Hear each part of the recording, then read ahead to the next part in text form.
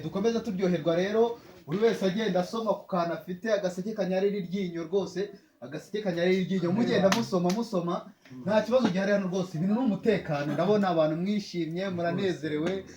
dukomeza tugenda dufata icyo kunywa nta kibazo rwose hano n'umutekano urwo rwabaye ruhire agaseke kanyarira iryinyo rwose buri umwe wese agaseke kanyarira iryinyo nta kibazo kiri hano rwose ibintu n'umutekano ibintu n'ubwenge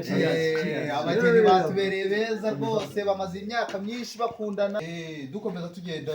tunezerwa kandi tugenda tuganira buri wese aganira na mugenzi we ariko amubaza uburyo ubukwe bwagenze muganira mugenda Alias Kidali Pastor turakwemera kandi wadukoreho turumva ari n'abandi bashyitsi bakomanze wabona ari umwuka wera ubazanye abo bose niho mwaguruka mwese twakire Vanessa n'abarahageze rwose ubukwe bwagenze neza nta kibazo nawe watambuka ukicara rwose mu bandi ugafata icyo kunywa ngo rwose ibyo kunywa birahari hano twakiye abantu bakataraboneka mbese barakomeye cyane